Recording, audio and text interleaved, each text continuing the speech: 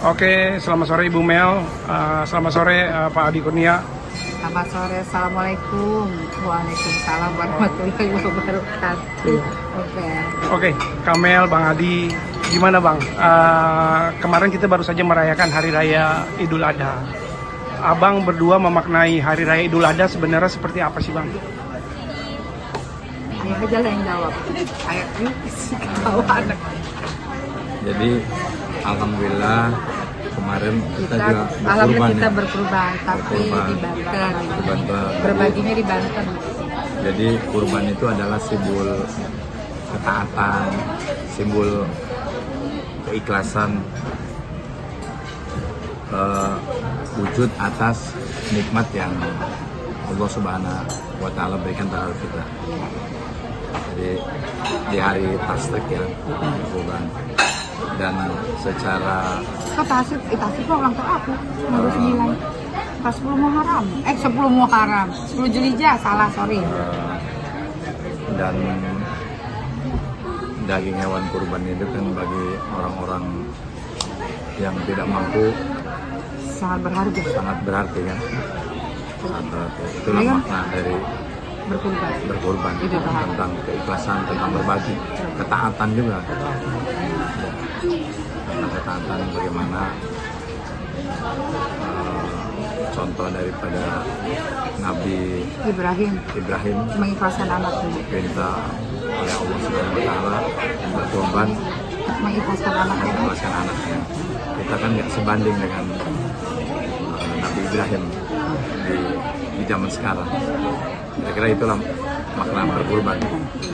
Bang, di Idul Adha ini kemarin Abang sempat mungkin berkurban, mungkin memotong sapi atau kambing berapa ekor Bang? Saya kemarin 1 ekor sapi, 1 ekor kambing dipotong di tempat ibu saya tinggal di daerah terpencil di perkampungan Pandeglang, di mana di sana kan ekonominya juga rata-rata menengah ke bawah, jadi sangat terasa kebersamaan dan makna berkurban ini dengan berbagi daging sapi 1 kilo, 1 kilo itu buat mereka sangat betul-betul berharga. Bang, kurban tahun ini ditujukan untuk siapa saja mungkin? Dari 1 ekor sapi itu kan bisa 7 orang, 7 nama. 7 orang. Ya itu yang tahu biasanya, yang ngurus-ngurus teknisnya adik saya, nama-nama sanak famili, kakek, orang tua yang sudah almarhumah. Bang, di Hari Raya Idul Adha ini kan ada kebahagiaan di keluarga Abang, ya kan? Selain Abang memaknai berkurban juga kemarin Kak Mel juga kan berulang tahun Bang. Iya, gimana Bang nih Bang melihat yang jadi Kak Mel itu ulang tahun setelah Hari Raya Idul Adha, memaknainya seperti apa Bang itu Bang? Bisa berbagi dengan para orang-orang di daerah Banten. Yang jelas lebih hikmat, lebih bahagia di hari ulang tahun istri saya, Melinda. Kebetulan itu bertepatan malamnya dengan ulang tahun dia, malam Jumat.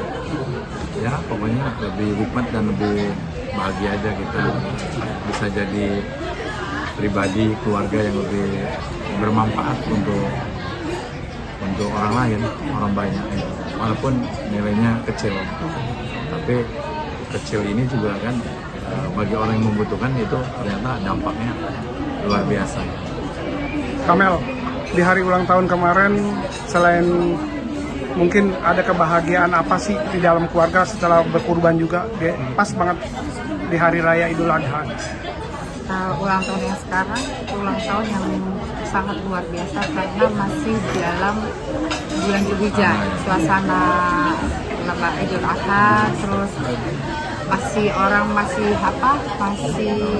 suasana yang pokoknya religius agamais. Jadi saya sangat bersyukur lah karena sekarang.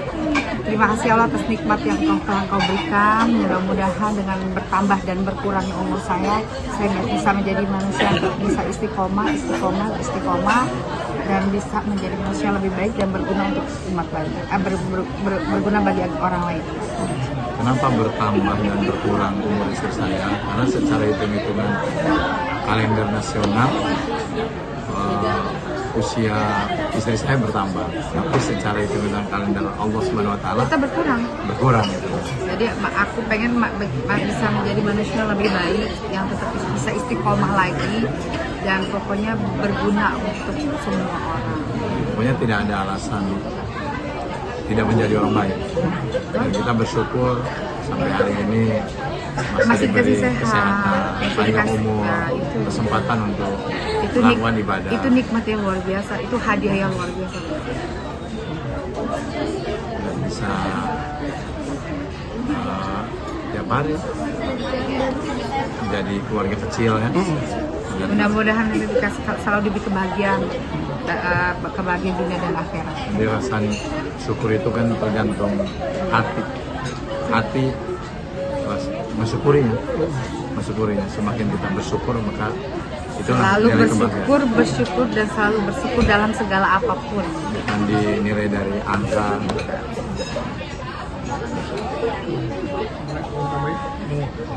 Oke, Bang. Sekarang bisa dikatakan umur sudah hampir kepala 5. Ada mungkin inspiratif kisah-kisah apa sih Bang yang ingin Abang dengan kepala umur 5 ini yang akan Abang lakukan mungkin ke depannya? Jadi saya berpikir dengan logika dan pikiran sederhana saya, kematian itu kan hukumnya wajib ya, kullu nafsin dha'iqatul maut. Jadi setiap makhluk yang bernyawa hukumnya pasti wajib merasakan kematian. Maka daripada itu saya berpikir tidak ada alasan untuk kita menjadi orang yang tidak baik, karena bukankah Allah Subhanahu Wa Taala ciptakan manusia ke dunia ini semata-mata hanya untuk beribadah kepadanya, tidak lain. Adapun harta, jabatan, orang kaya, orang miskin itu kan hanya sebutan manusia, di mata Allah nggak ada. Nabi besar kita Muhammad SAW meninggal dalam usia 63 tahun. Kita umat Islam, umat Nabi Muhammad SAW, kalau meninggal, kalau lebih dari umur Nabi itu nggak banyak, kurang pun nggak jauh. Artiannya saya hanya berpikir kalau usia saya sekarang 50 tahun, mengacu ke umur Nabi, sisanya kan 13 tahun. Mengacu ke umur ayah saya 81, sisanya 31 tahun. Saya berpikir kalau saya pakai baik aja itu belum tentu nutup rapot saya yang sudah 5 tahun ini yang ya mudah-mudahan nggak merah gitu loh. Karena tujuan utama hidup pasti akhiratnya semua pengen masuk surga. Tapi masuk surga itu kan harus ada rasionalnya gitu loh. Jadi kalau saya ditanya, bukan saya merasa baik, kalau saya ditanya sebetulnya apa sih Bang yang kita harus lakukan dengan sisa umur ini, ya kebaikan, udah berbuat baik aja, ya kan. Jadi perbuatan kita ini tolak ukurnya jangan berpikir untuk dinilai manusia, tapi apapun yang kita lakukan harus diniatkan karena Allah, udah, sehingga kita nggak capek. Kalau ada orang baik kita balas dengan kebaikan, dalam hidup kan hal biasa, namanya simbiosis mutualisme gitu. Tapi yang sama-sama kita harus belajar adalah bagaimana orang tidak baik kita harus tetap baik, toh tetap untung kita mau diapain pun, ya kan, gitu loh. Oke, Kamel gimana nih melihat Bang Adi yang lebih istiqomah? Gimana melihatnya nih? Alhamdulillah, mudah-mudahan tetap istiqomah, menjadi ayah yang baik, ayah yang bertanggung jawab, dan mudah-mudahan terus jangan sampai istiqomahnya jangan sampai di sini, maksudnya tetap terus gitu, berbuat kebaikannya terus. Pokoknya salah saya doa yang terbaik buat suami, mudah-mudahan selalu ada di jalan Allah dan istiqomah. Oke Bang, untuk karir ke depannya apakah ada yang ingin Abang capai lagi? Air mengalir aja, air mengalir, Let karena it flow. Karena dalam hidup itu kan nggak ada yang secara kebetulan. Contohnya seperti hari ini kan, saya ketemu Pak Haji Perdi kan, kita ketemu di restoran, tiba-tiba Pak Haji Perdi menghidupkan kameranya untuk nanya tentang keseharian saya. Jadi nggak ada yang secara kebetulan. Kita saja kadang-kadang yang tidak menyadari akan tujuan dan rencana Allah terus. Tapi kalau saya boleh memilih, kalau ditanya karir ya pastinya karena passion saya di politik, insya Allah kalau umur panjang, rezekinya ada, segala sesuatu yang mendukung, insya Allah ya tidak menurut rencana Allah saya maju lagi. Doa istri pokoknya mudah-mudahan karir politik suami makin terus menyala, terus usaha bisnisnya semuanya berjalan dengan lancar atas keridhaan Allah. Itu aja. Tapi kalau toh nggak ada haknya di politik ya saya selalu berbaik sangka, husnuzon, berarti Allah punya rencana yang lebih mulia dan baik untuk diri saya dan keluarga serta anak-anak saya, sehingga hati nggak capek. Di bawah santai, relax. Oke.